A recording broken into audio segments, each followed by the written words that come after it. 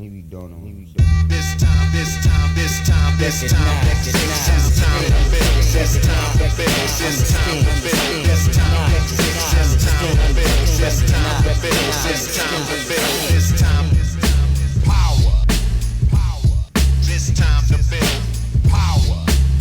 This time to build power. This time to build power.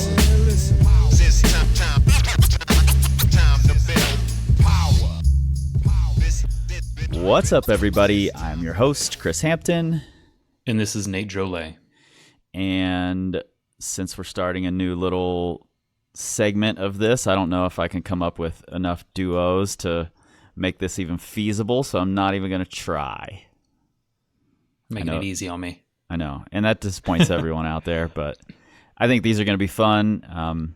Just to let everybody know what's going on, we're in different cities a lot of the time, but there are lots of things we want to chat about, so we're just going to try it in separate locations and see what happens. And keep these kind of short, 15, 20 minutes, and I think we'll do a lot of these for the patrons and put a few of them out on the regular podcast as well.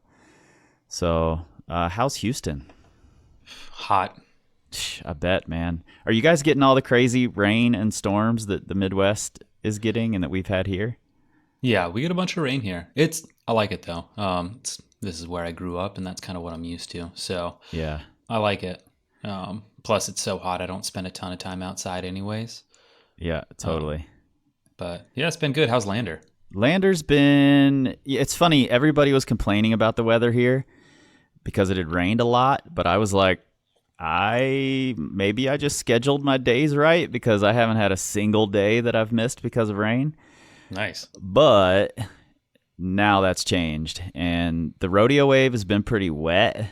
I did Stetson with a couple of really wet pockets, and there's some key pockets on the link up for Atomic Cal that are pretty wet. And I heard 2 days ago that the rodeo wave was just a giant waterfall. So crazy. Yeah, I've never seen it that bad. no, there's tons of rain here, so it'll dry. I'm not worried. I'm just getting stronger anyway, so Hell yeah. doesn't matter. You've been training a bunch. Yeah, I've been training a ton. It's been going really well. Yeah, you've been in Momentum Silver Street, where you've got some workshops coming up, right? Yes. Got some workshops coming up for beginner climbers, which I'm really excited about. When do those start? Those start next week. I think on Wednesday. I believe all the weekdays are sold out at this point, but I've got a bunch of openings on Saturday during the day, especially midday and afternoon. Okay. And then I think I have some openings on Sunday as well. But Cool. Those are small groups, limited to 5 people. I want it to be kind of pretty personal. 90-minute workshops on how to be a little more powerful as a newer climber. Yeah, I think that's a really cool idea. And I think, you and I have talked about this a lot. I don't know that we've ever really talked about it on the podcast, but the whole just go climbing advice that everyone gives beginners is kind of just a bullshit cop-out. 100%. There's a lot more the beginners could be doing. So I think it's cool that that's who you're focused on there. Yeah, and that's something I really want to keep digging into more, and so this seemed like a really great opportunity, and the people over at Silver Street were awesome in giving me this chance to do this. Yeah, so if you're in the Houston area, I'll put a link directly to registration or some sort of info right there in the show notes in your Pocket Supercomputers, so go look for that and sign up for one of those weekend spots. Yes. Today, since we've both been training and, I'm in super pocket land out here, and you've been training full crimp quite a bit. Tons. And I've been doing a little of the same. I just started based on you ranting and raving about it. And I've done a little bit in the past. But so we're going to talk about training in the full crimp and training pockets. Should you be doing it? Shouldn't you be doing it? Is it dangerous? All the rhetoric that gets sprayed around the internet. But first, before we start, tell me your definition of full crimp or closed crimp or whatever it is we're talking about here, because I got online this morning to try and look for a definition, and now I'm more confused than ever on what all the grip positions are, because I think some people have like separated out all the grip positions so much that there are now like 40 different versions of the crimp. So curious what your definition is. Let's get on the same page. I was actually just talking with one of my athletes about this morning, because we were talking about a 4-finger open crimp, and he was like, what is this? Like, I've been climbing for a long time. I've never heard of this open crimp. But for me, a closed crimp is, I don't completely differentiate between whether you have the thumb on or off. Okay. Because sometimes you're going to wrap your thumb, or sometimes there might be a better thumb catcher, a different position. Yeah, sort of depends on the hold you're using. For sure. So for me, it's about you're basically just kind of making a fist around a small edge. Like if you were grabbing a handlebar jug, but instead of a jug, it's just like, a half pad edge that's on your fingertips. It's that same position. Yeah. So I think like the definition that I've liked the best that I've seen that makes the most sense to me is when your pip joint is above the level of the hold. Pip joint being the knuckle closest to your palm. Okay. Dip joint being the knuckle closest to your fingertips. Yes. So the proximal interphalange joint and the distal interphalange joint. Right. So when the dip joint is higher than the level of the hold, then you're crimping. Okay. I like that. Full crimp. Yeah. So the little knuckle at the end of your finger, when that raises up to where it's above the hold. The knuckle closest to your palm. Okay. I see what you mean. Does that make sense? Yeah, I'm like over here crimping my desk. Yeah, I know. I'm doing the same damn thing. I think that's the definition I like the best. And when it's level with the hold, then that's a half crimp. Open hand is when it's below the level of the hold. And for me, it doesn't matter about the thumb either. Some people call that a closed crimp. That's fine. Whatever. Mm-hmm. Sometimes you wrap the thumb. Sometimes you don't. I think I can count on one hand the number of times I wrap a thumb in a year. I almost never do it. When I do it naturally, I'm like, whoa, what the hell just happened? That's not how I rock climb. But some holds demand it, Yeah. And I mean, good example, Gastons. Like, you just naturally go to that position. That's true. Yeah. In fact, I just did a problem in the gym yesterday that had a Gaston, and I definitely wrapped my thumb on it. One of the few times that happens. So there's all sorts of online rhetoric, and lots of trainers, coaches out there make this statement that you should not train in a full crimp. Never full crimp indoors. Never, ever. I mean, and honestly, maybe you should just never full crimp unless you absolutely have to. Yeah. And that's the emergency brake right there. Like, yeah, that's what a lot of people say. How do you feel about that? Hateful. I wish people could have seen your eye roll when you said hateful. So, in my opinion, there are a lot of things in climbing, and you and I talk about this all the time, but there are a lot of assumptions that are made in climbing that just blindly get accepted. And we all do it. We all have these assumptions. But with a lot of them, the second you start thinking about them, they all kind of fall apart. So one example that I like a lot is people say, hey, beginner climbers shouldn't hangboard. They definitely shouldn't crimp. They shouldn't do all these things because their tendons need to get stronger. Okay, good point.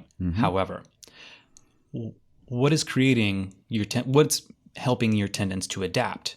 Specific stress, right? It's not just using your hands, like doing yard work is going to make your tendons stronger. They're going to adapt specifically. That's a shame, because I was chopping wood the other day and I was hoping it counted as a training session. Yeah. I mean, it may have wrecked you the way a training session would have. But if you only ever climb on open-handed pockets, your hands, the structures in your hands will adapt to open-handed pockets. Or same thing to slopers, same things to crimps. And we see this all the time. There are plenty of people who are monsters on crimps who, if they grab a sink or 2-finger pocket jug, they're like, man, that's tweaking me out. Yep. And it doesn't matter if they've been climbing a decade. Their tendons didn't magically adapt to all types of grips. It adapted to what they did. Right. And so to me, to say, hey, don't crimp, we have to wait for this magic period to where, after so many years of climbing, your fingers will be able to withstand it. It's like that doesn't make sense. You have to slowly over time get yourself used to these types of stresses starting at lower loads. So if you're going to crimp, you need to start crimping at lower intensities and then build it up over time. And that's the only way we are going to adapt. It's the same thing with pockets, same thing with, strenuous wrist positions like underclings or meat hooks. Yep. Slopers. Slopers. Yeah, I completely agree, man. The full crimp is something I rarely use. So I've rarely felt the need to train it. But as I'm getting into, especially here in Lander, as I'm getting into more climbing that requires me to crimp, I'm feeling like I don't want to just pull this out of my pocket, in the middle of the hardest crimp I need to hang on to. I'd rather learn it in the gym. And I say learn it very purposely there because for me, the position feels so unnatural. That the training is partly just learning to be comfortable in that position with a balled up hand. Yeah. And then I'm also giving the tendons the stress they need to adapt and get stronger in that position. So, I think it's frankly a necessity. How are you going about it? How are you training for a full crimp? So I started doing this. I hurt my finger in Waco over the winter. Originally didn't think it was that bad, but the longer it went, the more I realized just how messed up it was. And so when I came back, I was like, well, I need to be strong in a full crimp position. So the way I wanted to take care of it was I used a tension block, started hanging weight off of it. I started with 2.5 pounds and I train full crimp, half crimp, open hand. Like in my mind, I want to be strong in all positions. So that, because, holds are different. You got to grab them differently. So, but we'll just only focus on full crimp. So started with 2.5 pounds and I was doing a few hangs. And as my fingers felt better, and especially as the injured finger started being able to handle it more, I added more and more weight. And were these hangs or were you doing it with like a no hang device, like a tension block? No hang device with a tension block. Okay. So literally a full Nalgene was day one. Yep. Which is 2.5 pounds. And then now I'm doing multiple sets at about 50 pounds. And I'm even doing half the sets without my pinky to intentionally create more stress on my ring finger. Because to me, that's like a next level of crimping is the amount of stress that you have to put on a ring finger with no pinky crimping.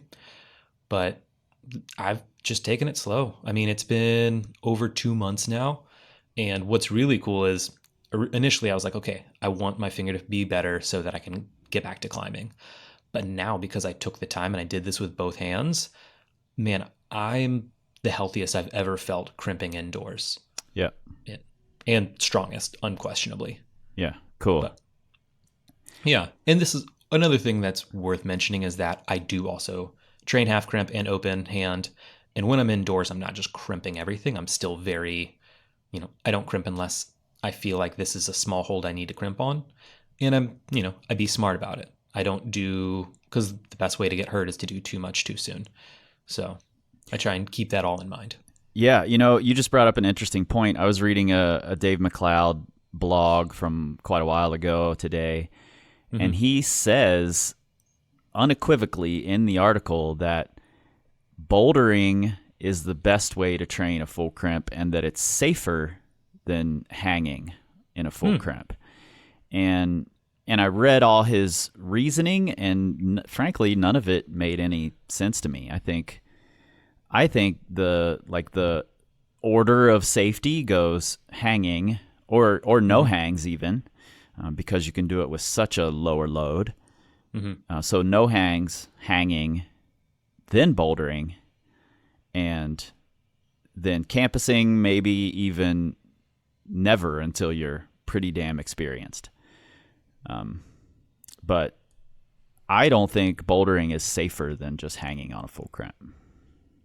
Yeah, no, I would agree. And that's like the benefit. I would even argue, and this is a story for another time, that if you're looking at bouldering like something like the moonboard, I think campus boarding can be safer. And Sure. often is. Yeah. Because you're moving in a straight up and down line. You're hitting 2-foot wide rounded wooden rungs that are perfectly ergonomical. You're not moving side to side at all. You're never going to miss the hold. So there's a lot of safety factors in a campus board, even though it's foot off. Well, I mean, most moonboarding, you jump anyways. Right. So I'd argue that campus boarding in a lot of ways is safer than something super powerful like hard board climbing where you're always jumping. Yeah, I could get behind that for sure. I hadn't really thought of it that way. But yeah, you're right. A lot of bouldering nowadays is foot off anyway. So I think I would definitely rather see a more controlled campus environment for that type of thing. Which I will say, just one more addition. When I say safe, I more just mean, I don't think safe's necessarily a good word. Like, everything's dangerous. Everything can hurt you. And everything can be safe. Exactly. It's all about how much load you have, how much intensity. Like, I think hard board climbing, like the machine shop, like moonboard, tension board, amazing tool. But it's just a matter of how much are we doing? Yeah. So it's worth keeping in mind. Same thing. I think campus board's a great tool. Hangboard, all of it. But, you just have to keep it in perspective. Yeah, that's a really important point. Calling these things dangerous and safe doesn't mean that they're inherently dangerous. It just means if you're not prepared for it, if the load's too high for you, then it can be dangerous for you. But if you're prepared for it, these are all pretty safe tools. For sure. Yeah. There are no inherently good or bad training tools. Yeah. So I also was looking at on the internets where everything is true. Facts. And apparently there was a Gripster study that was done. Okay. Yeah. And I remember looking at this study, but like with most studies, I threw it out for some reason or another because it just doesn't really apply that much to rock climbing. But it says that the full crimp isn't stronger. You're not actually pulling any harder with the full crimp. It's just about stability. And I think, that might be true in the constraints of their study. But there are lots of holds that to really hold the hold. Like if you take a small end cut, for example, you almost can't open hand a small end cut. Yeah. You almost super have painful if to you try. ball your hand up on it. So that's why a study like that says the full crimp isn't actually stronger. So why are we using it to begin with? Well, because sometimes the hold demands that you put your hand into that position. Yeah. So I mean, it's no different from like monos. Like, yeah, I don't like monos definitely aren't as powerful as four fingers all on at the same time. Right. But sometimes that's all you get. A lot of times here, that's all you get. Yeah. And that, that brings us to pockets. And you and I have talked about this before in our The Ways the Gym is Holding You Back episode, that gyms have removed pockets for a long time. And that's doing a disservice to climbers who are going to end up climbing on pockets. And with the popularity of Lander and Ten Sleep now, and, there's still Seus, you can't go climb well in those areas if you aren't used to climbing on pockets, or at least the grip that pockets requires. And I think it sort of demands a little bit of definition. I don't think pockets necessarily, training on pockets has to be a round pocket that you put your fingers into. Totally. I think really all it is dropping some fingers in an open-handed or even half crimped or somewhere in between there position. And that's really all being on a pocket is. Yeah, just less fingers. Yeah. And that's what I have a lot of my athletes do is if they want to train specifically for a trip to the Fins or Wild Iris or something, anything like that, which they're all popular areas, or even Smith. Smith has a ton of pocket climbing. I just have them climb regular boulders, but with different 2-finger or maybe 3-finger pairs, depending on how strong they are and what they're trying to prepare for. And I think it's a great way to go. Yeah, I do too. I mean, I'm definitely of the opinion that you should always drop the pinky off. So, I'm going to argue for pinkyless climbing till I die. But a lot of people are scared of that. When the pinky comes off, they feel tweaky. Some people get hurt automatically when the pinky drops off. And it's just a fact that at some point, if you're trying hard, you're not going to hit a hold with all four fingers. Holds aren't going to fit all four fingers. So training in a position where you're open-handed and are dropping fingers is probably a really smart way to go. Same as the full crimp. Absolutely. And especially I would say for smaller climbers, like one thing I noticed, I remember one of the first times I ever saw Angie Payne climb. She does this thing to where when she does really wide moves, she'll latch hold as just her front two fingers. Carlo Traversi does this a lot too. Latch it as like front two fingers. And then once they're in control, they'll roll it into like a crimp or grab it as an edge. Right. For these really wide, like iron cross style moves. And I remember seeing that and being like, that's brilliant. Like you just extended your reach by a full like 4 inches by turning your wrist like that instead of having to initially land with all four fingers. And so that's a good example of if you're a boulder who never plans on climbing on pockets, man, there could be that's a great reason why you could train front two pair for a little while so that you can start doing wider moves with the intention of knowing you're not always going to grab something perfectly. Sure. And, training on pockets, I think, is an interesting thing as well, partly because we don't have a recent history of having good pockets to train on. And, like you said, I like the idea of just dropping fingers, especially on a hangboard where it's an edge. I have a lot of people do back three, front three, and then when they're ready, doing just middle two or front two.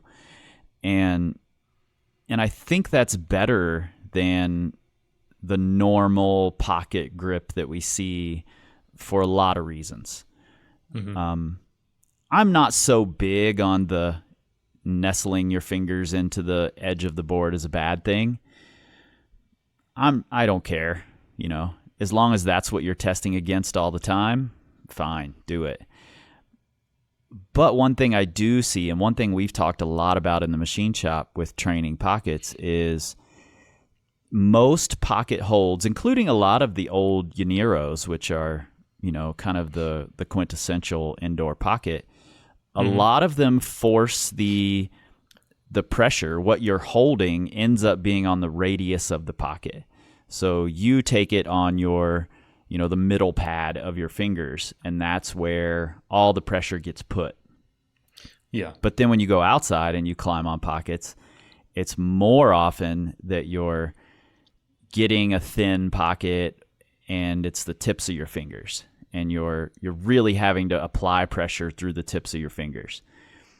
And there are a lot of pockets I can climb on a 45 and never touch the tips of my fingers to the pocket. I just let the middle of my fingers hold the radius of the pocket.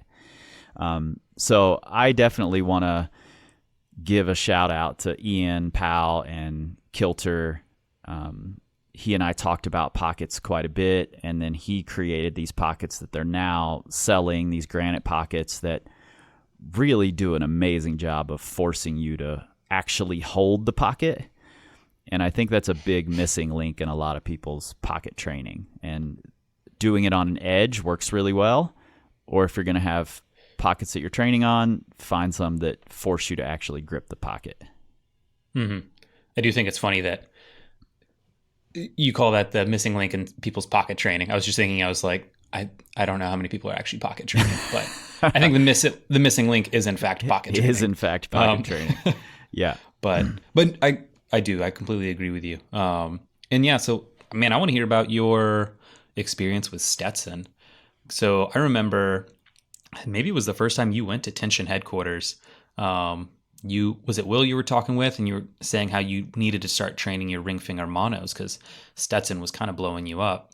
And he was just like, hold on, and made you that little ring finger mono hold that you would train on. And that was, 2 years ago? Yep. It's So yeah, talk about that. it's actually interesting. I don't think pocket training played into that at all for me. Really? Yeah, I think my pocket strength has been pretty high for quite a while already. What ended up making the big difference, though, for me was getting to the point where I can climb wider, stronger. And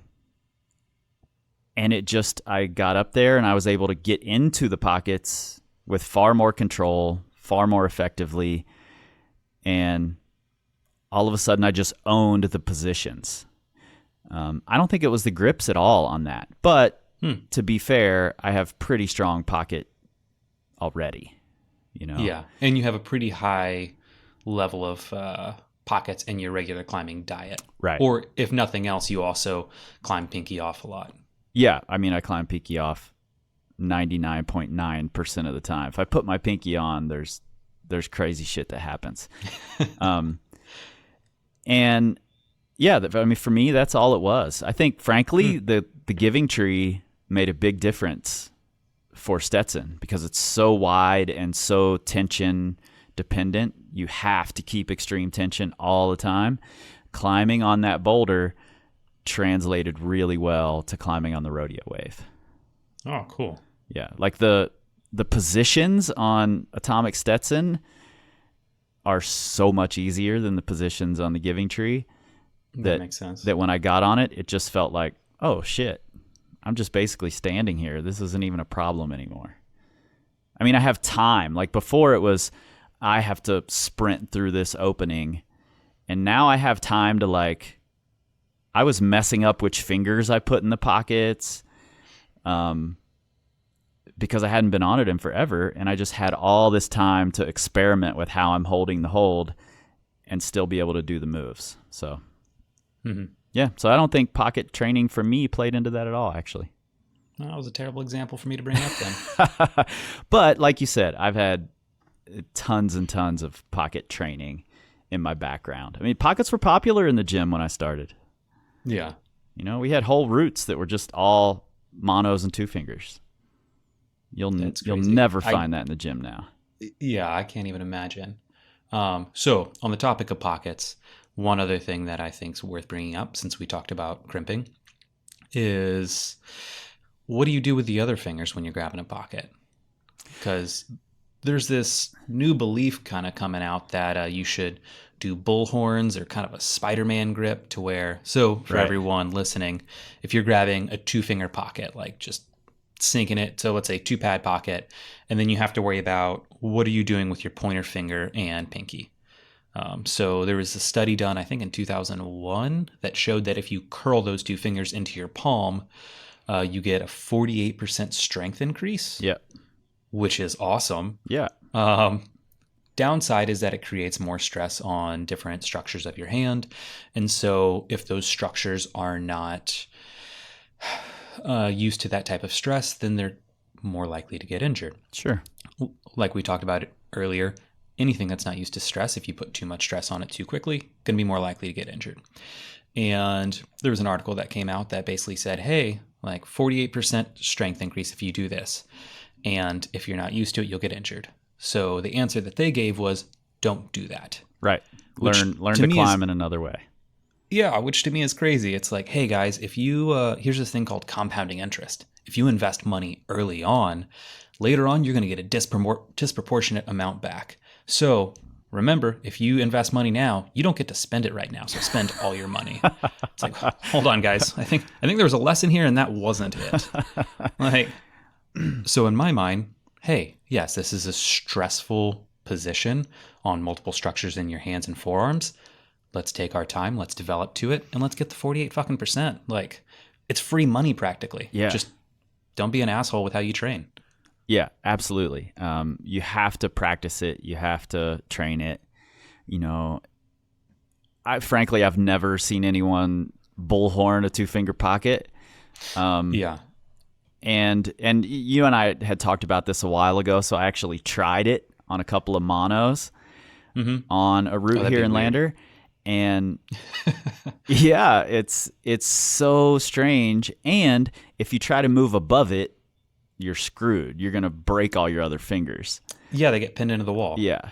So in practice, it just doesn't work. I think that's a really good example of somebody looking at and studying something that makes sense when you look at it on paper or in a lab, but as soon as you try to apply it realistically to the sport, it just doesn't work. So, if there are occasions where it works and you want to use it, be my guest.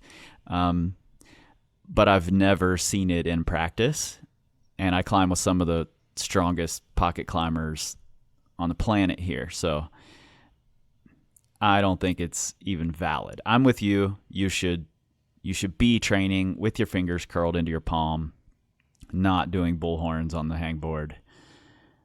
Because like you said, we want that 48% strength increase that you get from curling your fingers in.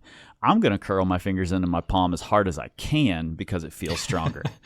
Wrap my thumb over them. I do, actually, a lot. I wrap my thumb in pockets far more than I do on a crimp. Yeah. So train it.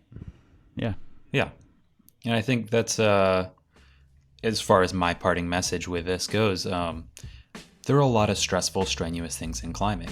Like, I don't believe anything is inherently good or bad, like safe or dangerous, so much as we have to just be patient with these things, train them so that your body can handle them. I do believe that the wider array of grip strengths you can have, as far as open, half crimp, full crimp, all those things, pockets, the stronger you are in all of those things, the better you can grab different holds and use different positions and not overstress a single position.